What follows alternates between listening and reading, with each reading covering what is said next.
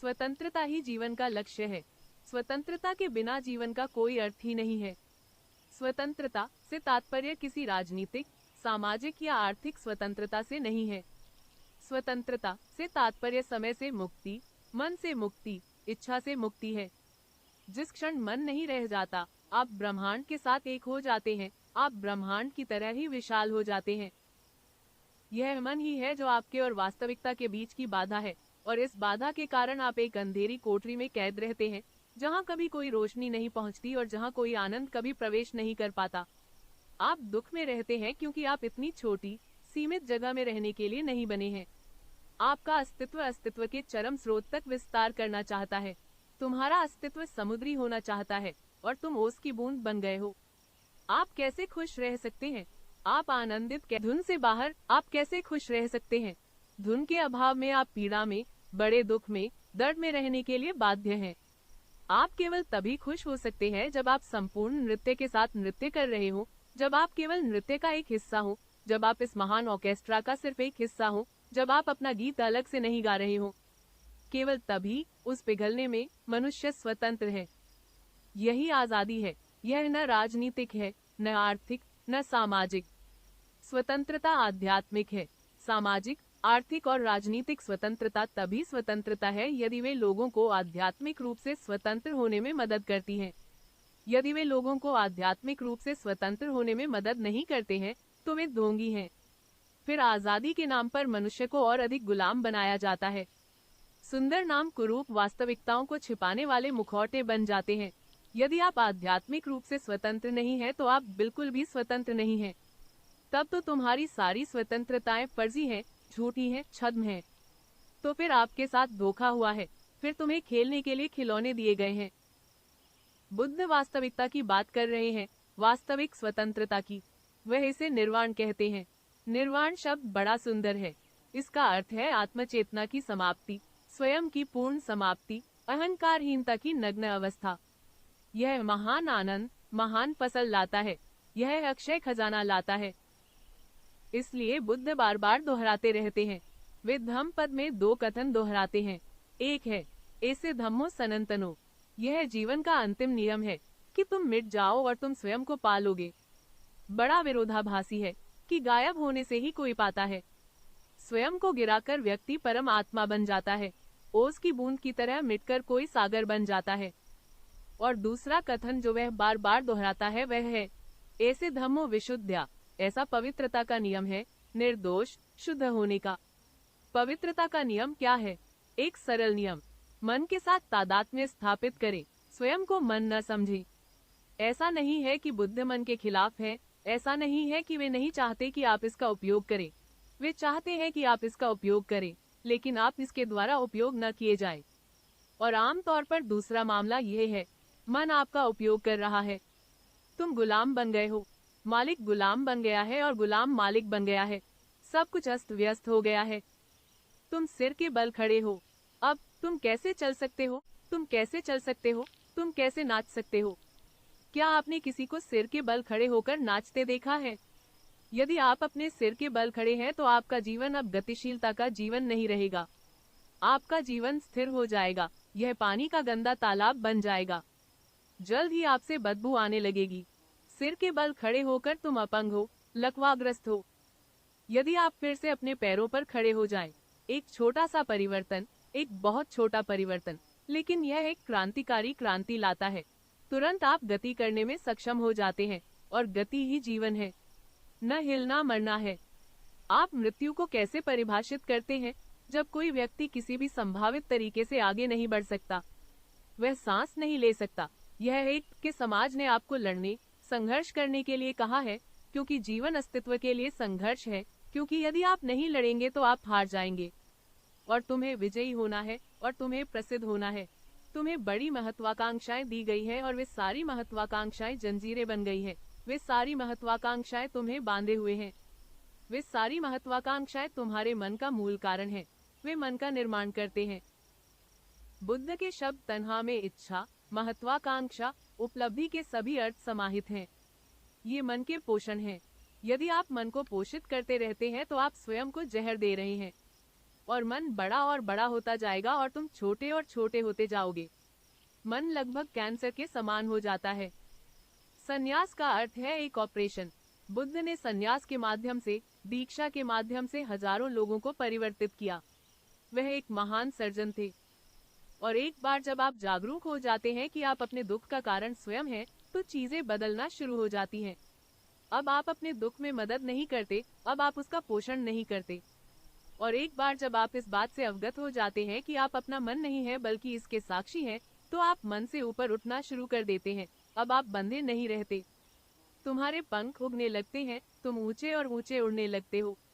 मन सदैव जीवन की अंधेरी घाटियों में टटोलता रहता है, लेकिन तुम बाज बन सकते हो, ऊंची उड़ान भर सकते हो। आप स्वामी हो सकते हैं और फिर आप मन का उपयोग कर सकते हैं, और इसका उपयोग बहुत जानबूझकर किया जा सकता है। ये सूत्र बताते हैं कि अपने मन का स्वामी कैसे बने। उनमें मालिक बनने का विज्ञान समाहित है। बुद्ध कहते हैं, जैसे फ्लैचर फुसफुसाता है और अपने तीरों को सीधा करता है, तो गुरु निर्देश देते हैं, उसके भटकते विचार। अब ध्यान करें, क्या आपके विचार आपको निर्देशित कर रहे हैं या आप अपने विचारों को निर्देशित करते हैं? क्योंकि बहुत कुछ उस अंतर्दृष्टि पर निर्भर करता है। क्या आप पर आपके विचार हावी हो रहे हैं? क्या वे तुम्हें इधर उधर घुमाते रहते हैं? क्या वे आपको सुझाव देते हैं? क्या वे आपको मोहित करते हैं? क्या वे आप पर मोहित हो जाते हैं? क्या वे आपकी डोर खींचते हैं और आप बस गुलाम हैं? या आप मालिक हैं और आप अपने विचारों से कह सकते हैं, रुको, और उन्हें रुकना होगा? क्या आप उन्हें चालू या बंद कर सकते हैं? लोग इस पर कभी ध्यान नहीं देते क्योंकि इससे उन्हें बहुत अपमानित महसूस होता है। यह उनकी नपुंसकता को दर्शाता है। वे विचारों को, अपने विचारों को भी नहीं रोक सकते। एक प्रसिद्ध तिब्बती दृष्टांत है। एक आदमी ने कई वर्षों तक एक स्वामी की सेवा की। सेवा शुद्ध नहीं थी, इसमें एक प्रेरणा थी। वह गुरु से एक रहस्य चाहता था। उसने सुना था कि गुरु के पास एक रहस्य है, चमत्कार करने का रहस्य। इसी गुप्त इच्छा से वह दिन रात मालिक की सेवा कर रहा था, लेकिन कुछ भी कहने से डरता था। लेकिन गुरु लगातार उसकी प्रेरणा को देख रहे थे। एक दिन गुरु ने कहा, बेहतर होगा कि तुम अपने मन की बात कह दो, क्योंकि तुम मेरी जो भी सेवा करते हो उसमें मैं निरंतर एक उद्देश्य देखता हूँ। यह प्रेम के कारण नहीं है, निश्चित रूप से प्रेम के कारण नहीं है। मुझे इसमें कोई प्रेम नहीं दिखता और मुझे इसमें कोई विनम्रता नहीं दिखती। यह एक प्रकार की रिश्वतखोरी है। तो कृपया बस मुझे बताएं, आप क्या चाहते हैं? वह आदमी इसी मौके का इंतजार कर रहा था। उन्होंने कहा, मैं चमत्कार करने का रहस्य चाहता हूँ। गुरु ने कहा, तो फिर तुमने इतने समय तक अपना समय क्यों बर्बाद किया? आप यह तो पहले ही दिन कह सकते थे जब आप आए थे। तुमने खुद को यातना दी और मुझे भी यातना दी, क्योंकि मुझे अपने आसपास ऐसे लोग पसंद नहीं है जिनका कोई मकसद हो। ये देखने में बदसूरत होते हैं। वे मूल रूप से लालची हैं और लालच उन्हें बदसूरत बना देता है। रहस्य सरल है। आपने मुझसे पहले दिन क्यों नहीं पूछा? यही रहस्य है। उन्होंने कागज के एक टुकड़े पर एक छोटा सा मंत्र लिखा, बस शायद 3 पंक्तियां।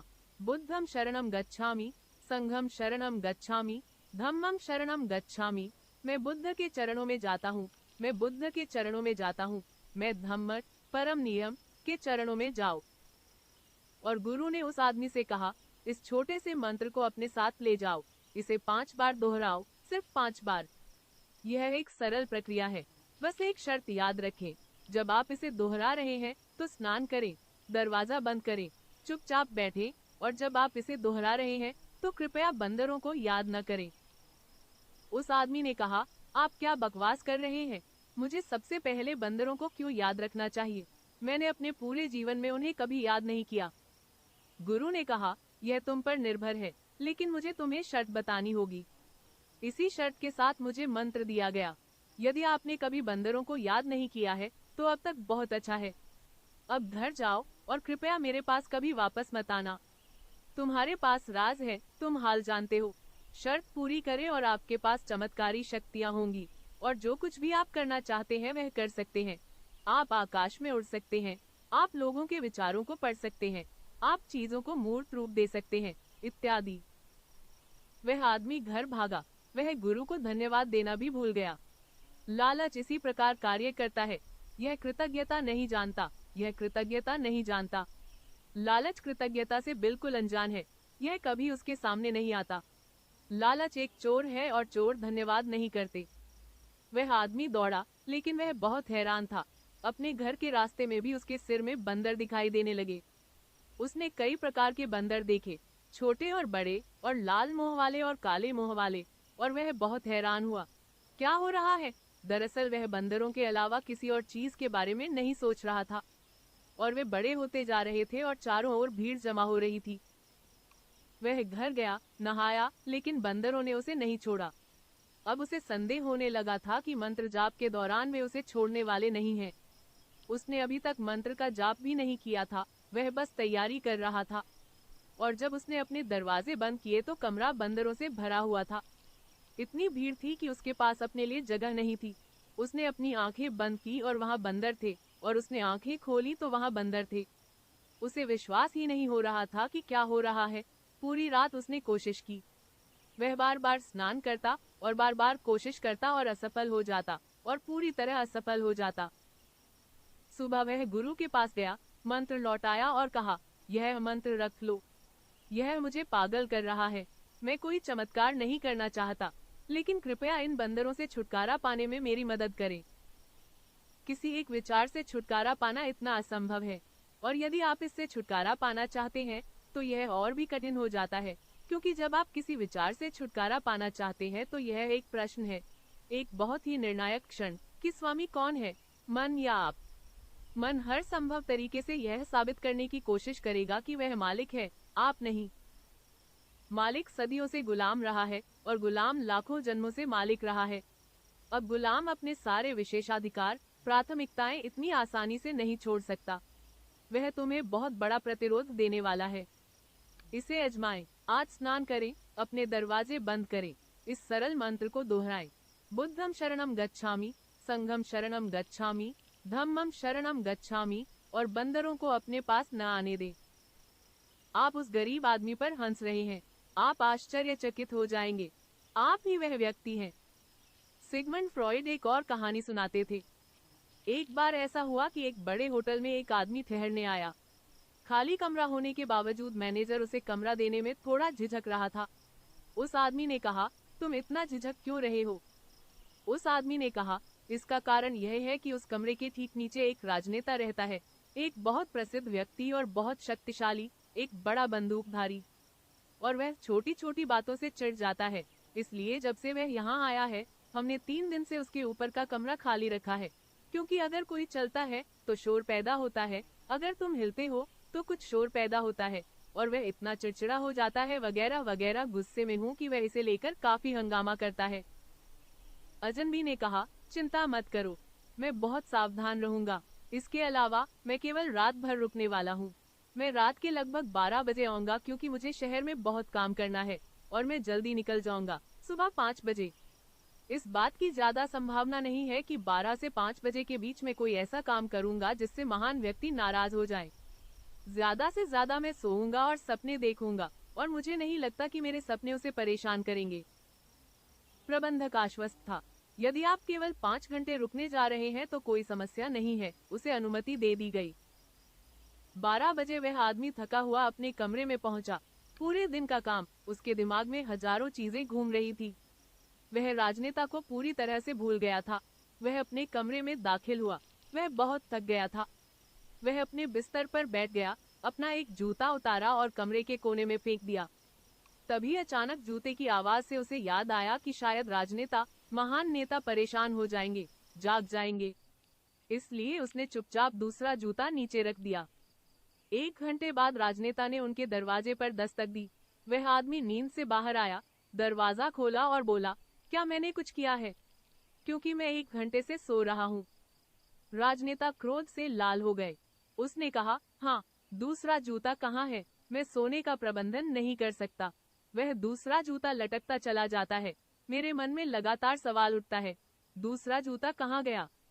क्या यह आदमी एक जूता पहनकर सो रहा है? मैं जानता हूँ कि आपने एक को फेंक दिया है, लेकिन दूसरे का क्या हुआ? मैंने इस विचार से छुटकारा पाने के लिए हर संभव कोशिश की है। यह मेरी चिंता का विषय नहीं है। मुझे उसके जूते की क्या चिंता है?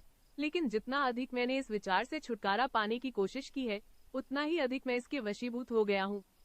अब सोने का एक ही संभव तरीका है, आकर तुम्हें जगाएं और तुमसे पूछें कि क्या हुआ। जब तक मैं नहीं जानता मैं सो नहीं सकता। एक बेतुके विचार से छुटकारा पाना भी बहुत मुश्किल है, जो आपके लिए बिल्कुल अर्थहीन है, जिसका कोई उद्देश्य नहीं है, कुछ ऐसा जो सिर्फ आकस्मिक है, आपका कोई लेना देना नहीं है, लेकिन फिर भी यह आपका पीछा कर सकता है, यह आपको परेशान कर सकता है, यह आपको प्रताड़ित कर सकता है। यह इतनी शक्तिशाली चीज बन सकती है कि यह आपको पागल कर सकती है। लोग अंदर नहीं देखते, वे जानते हैं कि अंदर न देखना ही बेहतर है, क्योंकि यह बहुत अपमानजनक है। स्वयं को गुलाम के रूप में देखना अपमानजनक है, और मन इतने लंबे समय से सिंहासन पर बैठा है, वह मालिक होने का आदी हो गया है, और यह गुरु नहीं है। आप एक चेतना के रूप में पैदा हुए हैं, मन के रूप में नहीं। आपका अंतरतम केंद्र चेतना है, मन नहीं। मन और कुछ नहीं बल्कि संचित विचार, अतीत का कबाड़ है। आप इससे बिल्कुल अलग हैं। इसे देखते हुए धीरे धीरे आपको दूरी दिखाई देगी।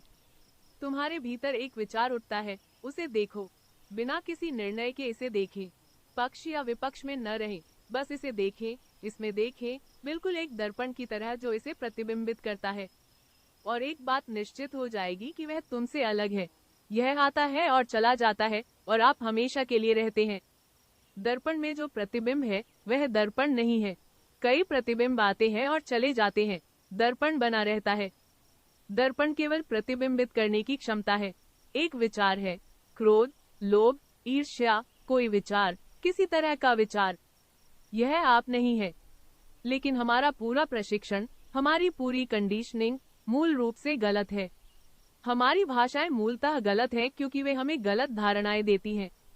जब आप देखते हैं कि आपके मन में भूख का विचार उठता है, तो आप तुरंत कहते हैं, मुझे भूख लगी है, जो कि बिल्कुल बकवास है।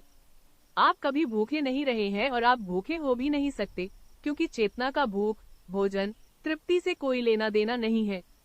वास्तव में क्या हो रहा है कि शरीर भूखा है, आप इसके बारे में जानते हैं। आप बस शरीर की स्थिति को प्रतिबिंबित कर रहे हैं। बिल्कुल सटीक होने के लिए आपको कहना चाहिए, मुझे पता है कि मेरा शरीर भूखा है, मैं देखता हूँ कि मेरे शरीर को भोजन की आवश्यकता है। लेकिन हर भाषा कहती है, मैं भूखा हूँ, मैं प्यासा हूँ। मैं जानता हूँ कि बार बार यह कहने की तुलना में, मुझे प्यास लगी है, कहना आसान है। मुझे पता है कि मेरा शरीर प्यासा है। महान भारतीय रहस्यवादियों में से एक ने अमेरिका का दौरा किया। उनका नाम स्वामी राम था। वे अपने बारे में तीसरे व्यक्ति में बोलते थे। वे कभी भी मैं शब्द का प्रयोग नहीं करते थे। वे स्वयं को केवल राम ही कहते थे। वह कहते, राम भूखा है, राम को प्यास लगी है, अब राम को नींद आ रही है। यह बहुत ही अजीब तरीका है, क्योंकि हम इसके आदी नहीं हैं। जब वह पहली बार अमेरिका गए तो लोग उन्हें समझ नहीं पाए, या गलत तरीके से ही समझ लेते। वह कहते, राम भूखा है। वे चारों ओर देखते, कहाँ है राम, और फिर वह उन्हें दिखाते, यह शरीर राम है, यह शरीर भूखा है। और वे पूछते, तो फिर तुम यह क्यों नहीं कहते कि मुझे भूख लगी है, इतने गोल गोल क्यों घूमे? राम भूखा है। फिर हमें पूछना होगा, राम कौन है? फिर कहना होगा, यह शरीर राम है। लेकिन राम कहते थे, मैं ऐसी किसी बात पर जोर नहीं दे सकता जो सच नहीं है। मैं यह नहीं कह सकता कि मुझे भूख लगी है, क्योंकि मुझे भूख नहीं है। एक बार ऐसा हुआ कि वह एक पार्क में बैठे थे, एक सार्वजनिक पार्क, और कुछ लोग जो उनके आसपास इकट्ठे हुए थे, उनसे सवाल पूछ रहे थे। एक आदमी ने पूछा, हमने सुना है कि जब कृष्ण अपनी बांसुरी बजाते थे, तो लोग अपना काम भूल जाते थे और मंत्रमुग्ध होकर उनकी ओर दौड़ पड़ते थे, मानो उन पर कोई जादू हो गया हो। उसका रहस्य क्या था? राम ने केवल एक ही कपड़ा पहना हुआ था। उसने बस अपने चारों ओर एक कंबल लपेटा हुआ था। उसने कंबल फेंक दिया। जवाब देने के बजाय उसने एक स्थिति पैदा कर दी। महान रहस्यवादी इसी तरह काम करते हैं। उसने कंबल उतार फेंका, वह बिल्कुल नग्न था, और वह भाग गया। सभी लोग उसके साथ दौड़े, न केवल वे जो उसे घेरे हुए थे, बल्कि अन्य लोग भी जो इधर उधर खड़े थे, या जो सुबह की सैर के लिए आए थे, और जो लोग बेंचों पर बैठकर अखबार पढ़ रहे थे, उन्होंने भी अपने अखबार फेंक दिए। एक बड़ी भीड़ उनके पीछे चल रही थी, और वह हंस रहा था और खिलखिला रहा था, और सारी भीड़ उसके पीछे चल रही थी। और फिर वह एक पेड़ के नीचे खड़ा हो गया और उसने कहा, तुम मेरा पीछा क्यों कर रहे हो? किस लिए? मैंने बांसुरी भी नहीं बजाई है, और आपने मुझसे पूछा कि लोग कृष्ण की बांसुरी से क्यों प्रभावित हो जाते थे। जहाँ भी परे की कोई बात घटित होती है, लोग मंत्रमुग्ध हो जाते हैं। आप मंत्रमुग्ध हैं, उन्होंने कहा, और राम ने कुछ खास नहीं किया है। राम केवल नग्न हो गए हैं और सुबह की धूप में एक बच्चे की तरह दौड़ रहे हैं। किसी ने जो उनके बात करने के तरीके से परिचित नहीं था, पूछा, यह राम कौन है? और फिर उन्होंने कहा, यह शरीर राम है, यह मन राम है, और मैं भी एक दृष्टा हूँ जैसे आप एक दृष्टा हैं। जैसे तुमने सुबह की धूप में नग्न होकर दौड़ते इस शरीर को देखा, वैसे ही मैं भी देख रहा था। तुम बाहर से देख रहे हो, मैं भीतर से देख रहा हूँ। हम दोनों दर्शक हैं। मन से तादात्म्य स्थापित करने का यही तरीका है, दृष्टा बनो। बुद्ध कहते हैं, जैसे फ्लैचर अपने तीरों को घुमाता और सीधा करता है, वैसे ही गुरु अपने भटके हुए विचारों को निर्देशित करता है। तभी यह संभव होगा, और केवल तभी, जब आप एक पर्यवेक्षक बन गए हैं, जब आपने अपने विचारों को अवलोकन की गई वस्तुओं तक सीमित कर दिया है, तो मन की सामग्री अब शक्तिशाली नहीं है।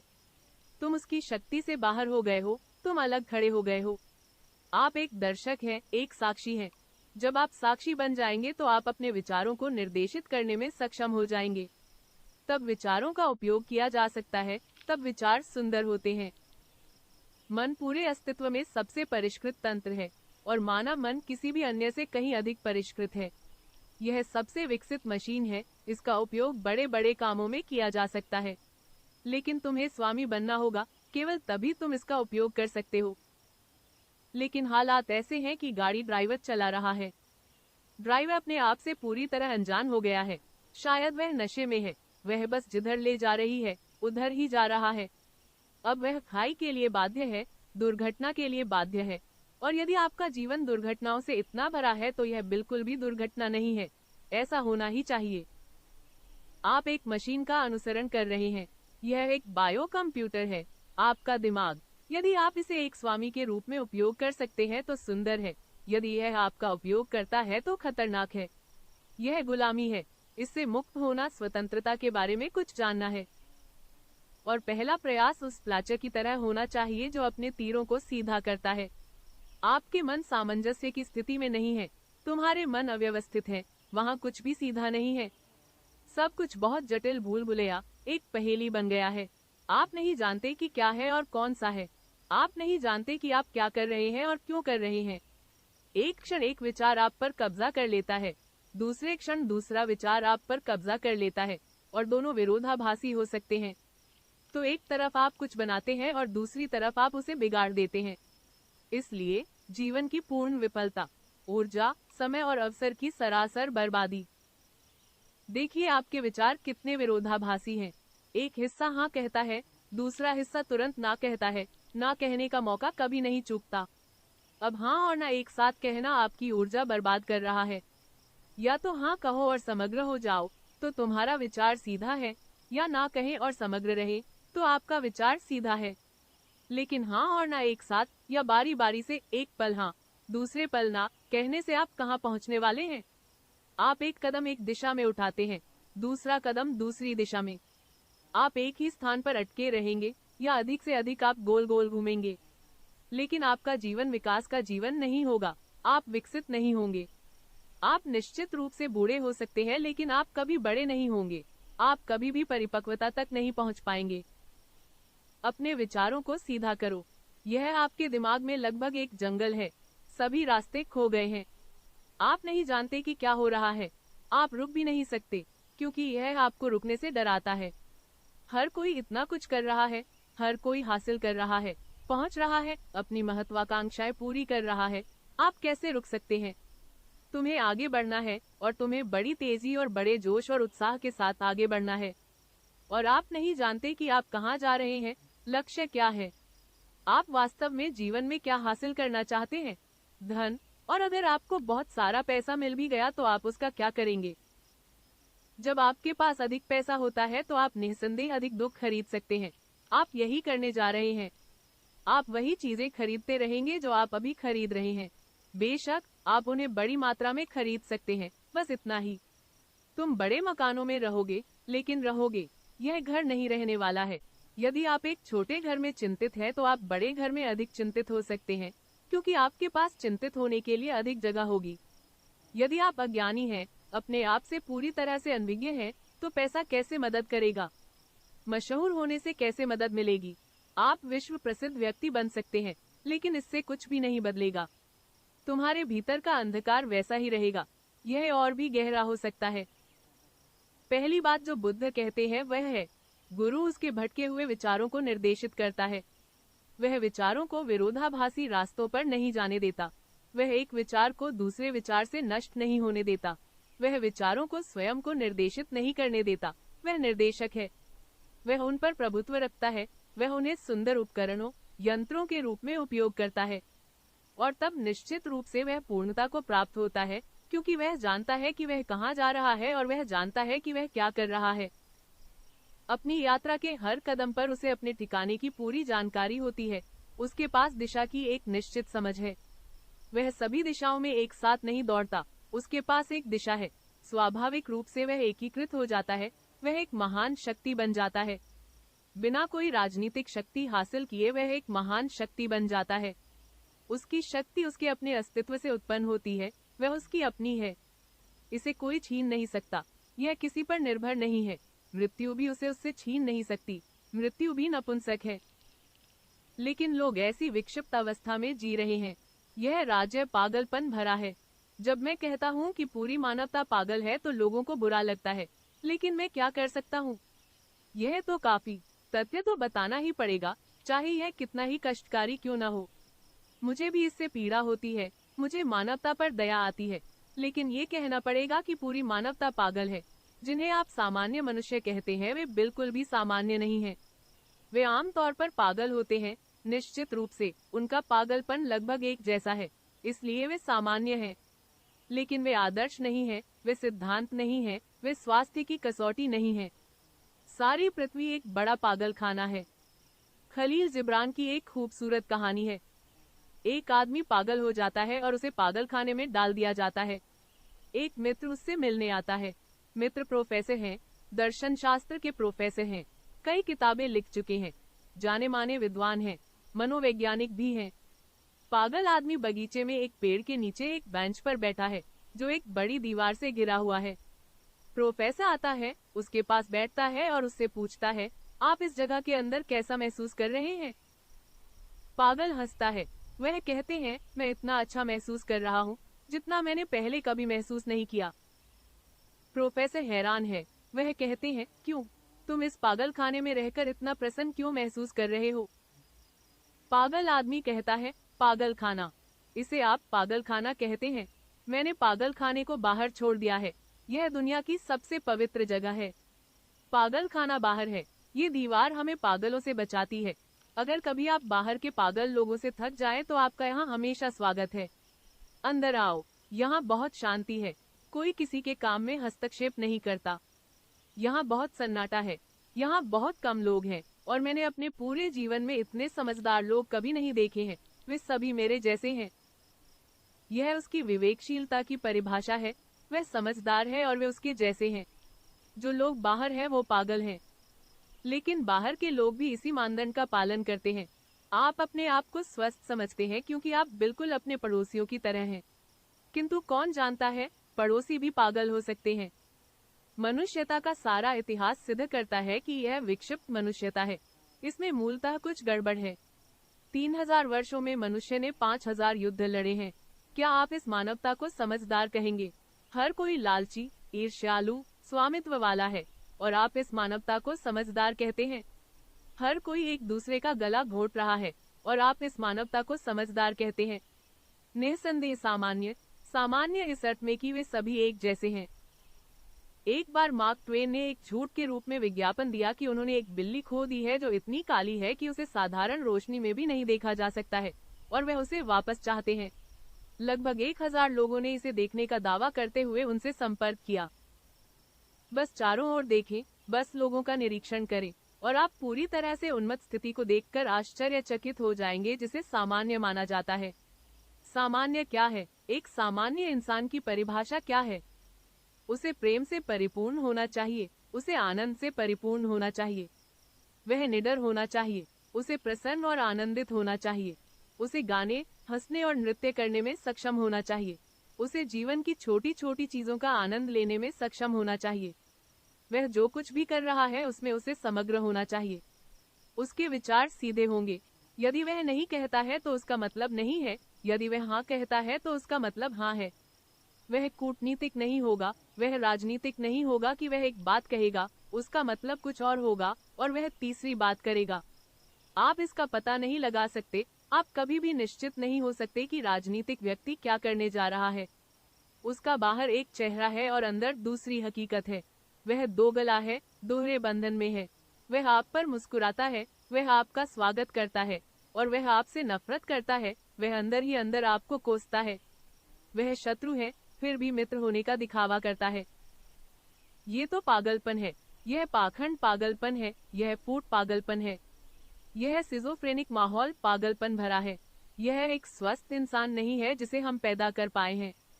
हम अब तक असफल रहे हैं और अब हमें कुछ बहुत ही कठोर कदम उठाना होगा, अन्यथा मानवता नष्ट हो जाएगी। अब उन पागल लोगों के हाथों में इतनी विनाशकारी शक्ति है कि एक और युद्ध और मानवता समाप्त हो गई और यह ग्रह समाप्त हो गया। किसी अत्यंत कठोर चीज की आवश्यकता है, एक क्वांटम छलांग की आवश्यकता है।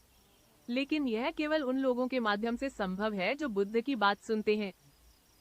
मास्टर अपने भटके हुए विचारों को निर्देशित करता है, जैसे जल बिन मछली किनारे पर फंसे।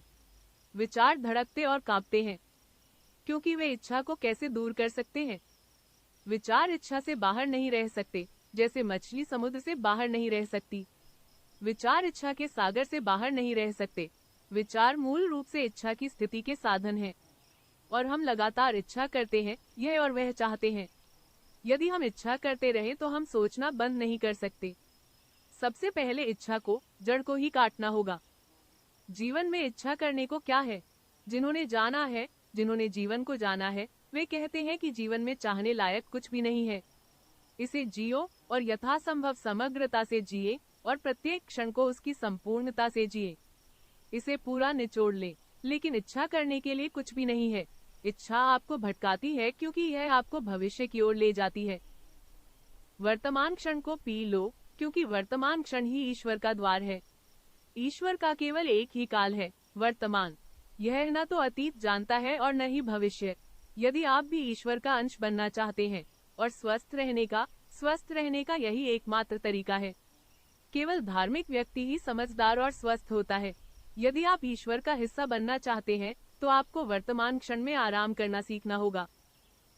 अतीत के प्रति मरो और भविष्य के प्रति मरो, और वर्तमान में जियो।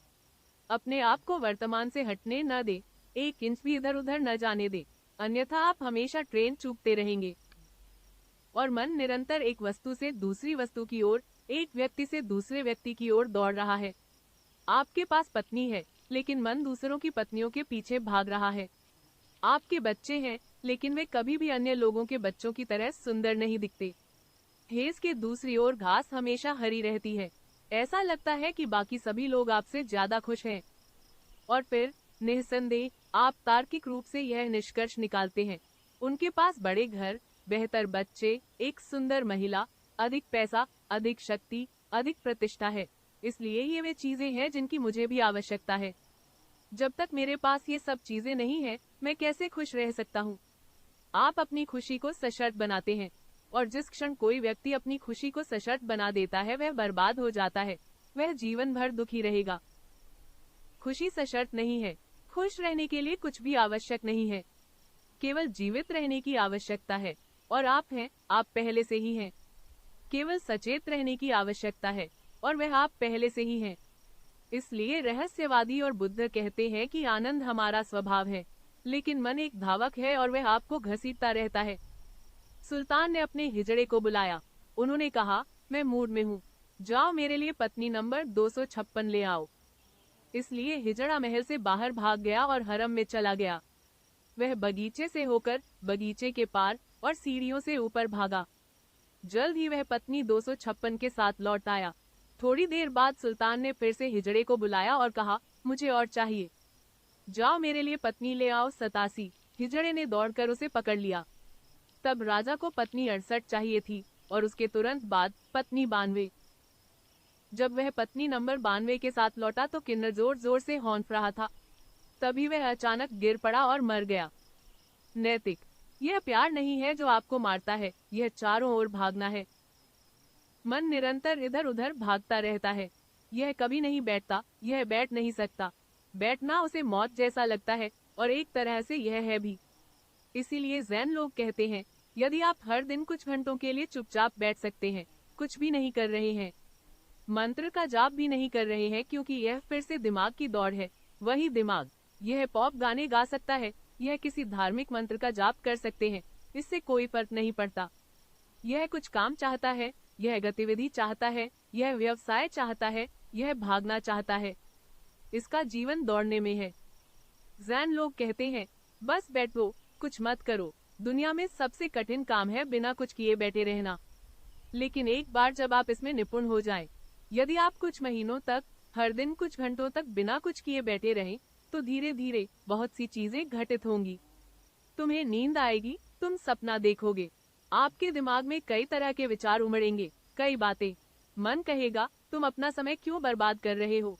आप थोड़ा पैसा कमा सकते थे, कम से कम आप किसी फिल्म में जा सकते थे, अपना मनोरंजन कर सकते थे, या आप आराम कर सकते थे और गपशप कर सकते थे। आप टीवी देख सकते थे या रेडियो सुन सकते थे, या कम से कम आप वह अखबार पढ़ सकते थे जो आपने नहीं देखा है। आप अपना समय क्यों बर्बाद कर रहे हैं? मन आपको हजारों तर्क देगा, लेकिन अगर आप मन से परेशान हुए बिना बस सुनते रहें, तो यह हर तरह की चालें चलेगा। यह मतिभ्रम करेगा, यह सपना देखेगा, यह निद्रालु हो जाएगा, यह वह सब करेगा जो आपको केवल बैठे रहने से बाहर निकालने के लिए संभव है। लेकिन यदि आप आगे बढ़ते हैं, यदि आप दृढ़ रहते हैं, तो एक दिन सूरज उगता है। एक दिन ऐसा होता है, आपको नींद नहीं आ रही है, मन आपसे थक गया है, आपसे ऊब गया है, यह विचार छोड़ दिया है कि आप पनप सकते हैं, बस आपका साथ खत्म हो गया है। वहाँ न नींद है, न मतिभ्रम, न स्वप्न, न विचार। आप बस वहाँ बैठे हैं और कुछ नहीं कर रहे हैं, और सब मौन है और सब शांति है और सब आनंद है। तुमने भक्ति में प्रवेश कर लिया है, तुमने सत्य में प्रवेश कर लिया है। वे कांपते हैं, वे अस्थिर हैं, वे अपनी इच्छा से घूमते हैं। इन पर नियंत्रण रखना ही अच्छा है, और उन पर महारत हासिल करने से खुशी मिलती है। देखो, और तुम कांपते हुए मन, कांपते विचारों को एक दूसरे का पीछा करते हुए हर संभव दिशा में भागते हुए देखोगे, सुसंगत, असंगत, सार्थक, निरर्थक। एक दिन बस अपने कमरे में बैठ जाएं, दरवाजे बंद कर ले और उन विचारों को लिखना शुरू कर दे जो आपके साथ घटित हो रहे हैं। इससे आपको जागरूक होने में मदद मिलेगी। जो कुछ भी हो रहा है, बस लिखते जाओ, संपादित न करें, उन्हें सुसंगत, सुंदर न बनाएं। इसे किसी को दिखाना नहीं है, यह सिर्फ आपके अवलोकन के लिए है। 15 मिनट तक लिखते रहें, फिर इसे पढ़ें, और आप हैरान हो जाएंगे, क्या आप पागल हैं या कुछ और? आपके दिमाग में किस तरह की बातें चल रही हैं? सभी प्रकार की चीजें इतनी अप्रासंगिक कि आप उनके साथ किसी भी संभावित संबंध की कल्पना नहीं कर सकते। कोई भी चीज बस आकस्मिक रूप से किसी भी चीज की ओर ले जाती है। पड़ोस में कुत्ता भौंकना शुरू कर देता है और आपका दिमाग काम करना शुरू कर देता है। आपको एक कुत्ता याद आता है जो आपके पास बचपन में था, और अचानक दिमाग कुत्ते से निकलकर एक दोस्त के पास चला जाता है जिसे बचपन में भी जाना जाता था, और दोस्त से स्कूल की ओर, और एक शिक्षक, और इस तरह मन उछलता रहता है, और आप कहाँ पहुँचेंगे कोई नहीं जानता। और इसकी शुरुआत उस कुत्ते के भौंकने से हुई थी जो आपके बारे में कुछ नहीं जानता, जिसे आप में बिल्कुल भी दिलचस्पी नहीं है, लेकिन उसने एक प्रक्रिया शुरू कर दी। आप कहीं भी पहुंच सकते हैं, और हर बार ऐसा होने पर आप किसी अन्य स्थान पर पहुंच जाएंगे। मन एक स्थान से दूसरे स्थान पर छलांग लगाता रहता है, और मन के पास इतनी जानकारी है कि वह हर तरह की दुनिया पैदा कर सकता है। इसे देखने पर आपको बुद्ध के कथन की सच्चाई पता चलेगी। वे कांपते हैं, वे अस्थिर हैं, वे अपनी इच्छा से भटकते हैं, वे आपकी बात नहीं सुनते, उनकी अपनी मर्जी है। प्रत्येक विचार की अपनी इच्छा होती है और वह स्वयं बने रहने पर जोर देता है। यह नहीं चाहता कि इसमें कोई छेड़छाड़ की जाए, यह नहीं चाहता कि आप इसमें हस्तक्षेप करें। यदि आप हस्तक्षेप करते हैं तो यह प्रतिरोध करता है, यह विरोध करता है। प्रत्येक विचार अपना व्यक्तित्व चाहता है, और आपके दिमाग में ये लाखों विचार आपके व्यक्तित्व को नष्ट कर देते हैं, क्योंकि वे सभी अपने अपने व्यक्तित्व का दावा करते हैं और वे सभी स्वायत्त और स्वतंत्र होने का दावा करते हैं। यदि आप कुछ कहें तो वे पूछते हैं, आप कौन हैं? और हर बार जब वे तुम्हें तुम्हारी जगह दिखाएंगे तो वे तुम्हें शून्य कर देंगे। जब तक उन्हें नियंत्रित नहीं किया जाता, बुद्ध कहते हैं, आपके साथ आनंद घटित होने की कोई संभावना नहीं है। तुम उलझे रहोगे, उलझन में रहोगे। कैदी, मुझे तुम्हें अपनी बाहों में कुचलने की एक पागल, उन्मत्त इच्छा है। महिला मनोचिकित्सक, अब आप समझदारी की बात कर रहे हैं। यह आप पर निर्भर करता है कि आप किसे समझदारी कहते हैं और किसे बकवास कहते हैं। दुनिया में ऐसे दार्शनिक हैं जो कहते हैं कि सब कुछ बकवास है, और दुनिया में ऐसे दार्शनिक भी हैं जो कहते हैं कि सब कुछ समझ में आता है, समझदार है। वे कहते हैं, यह सबसे तर्कसंगत दुनिया है, बहुत तार्किक है। यह सब आप पर निर्भर करता है कि आप किसे समझदारी कहते हैं और आप किसे समझदार समझते हैं। यह आपके प्रशिक्षण, आपके पालन पोषण, आपकी कंडीशनिंग, आपको किस प्रकार सम्मोहित किया गया है, इस पर निर्भर करता है। अब मांस खाना समझदारी है यदि आप ऐसे घर में पले बड़े हैं जहां किसी ने कभी शाकाहार के बारे में नहीं सोचा था। अगर वे इसके बारे में बात भी करते थे तो वे केवल शाकाहारियों पर हंसने के लिए बोलते थे। ये मूर्ख लोग सोचते हैं कि शाकाहारी बनकर वे धार्मिक बन रहे हैं।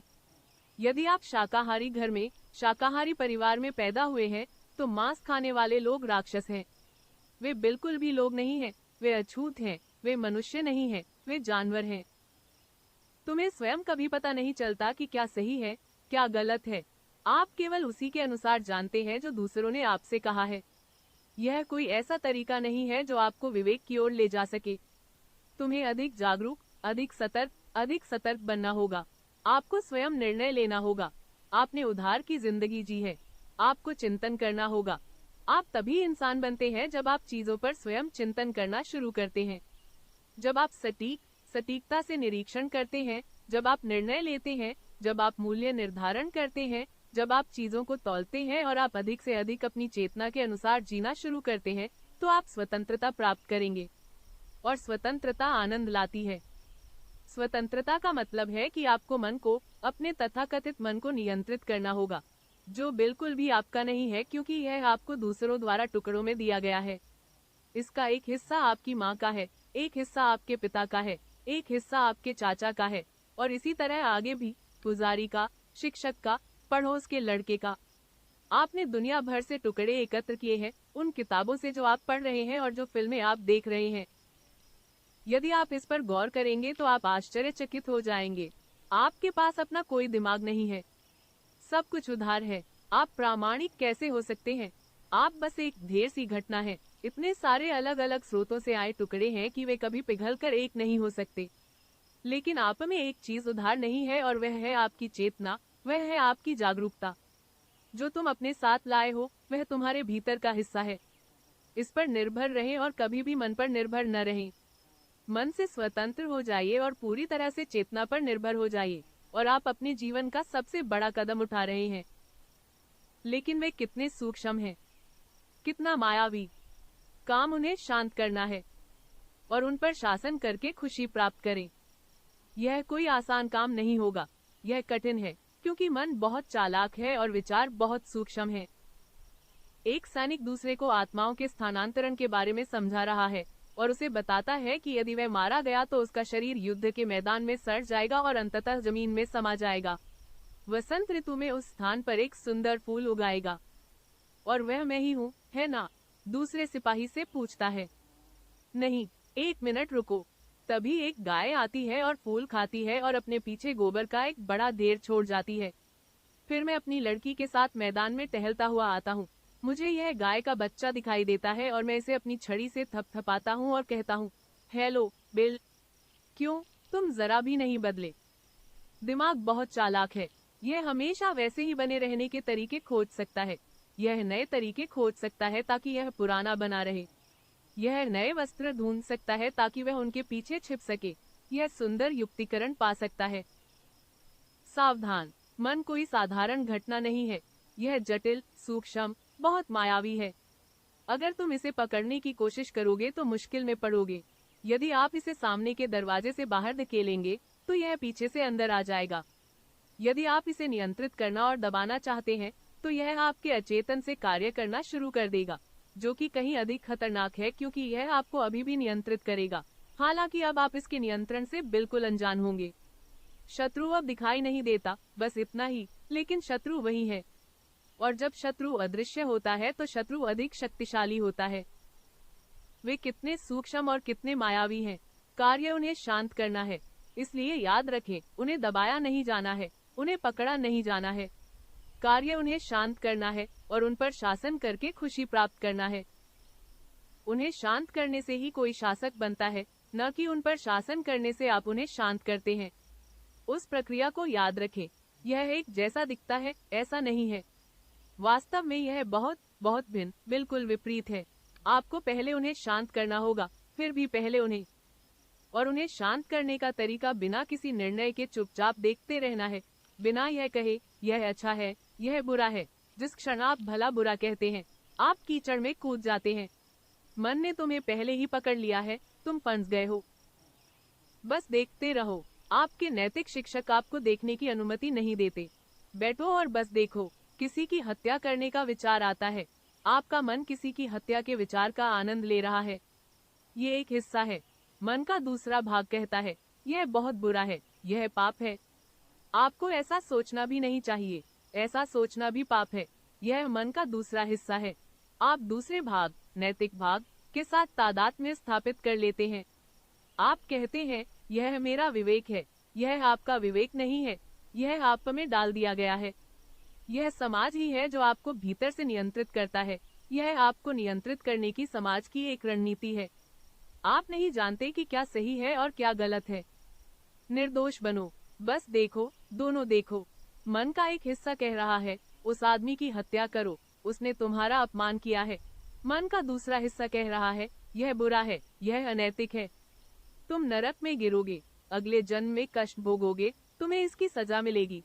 अच्छी तरह जान ले, दूसरा भी मन है, और मन के दो टुकड़ों के बीच कोई विकल्प नहीं है। दोनों देखें, दोनों का आनंद लें। मन के विरोधाभास को देखो, किसी भी हिस्से से तादात्म्य मत बनाओ। याद रखें, अहंकार अच्छे भाग, नैतिक भाग के साथ अपनी पहचान बनाना चाहता है। यह सुंदर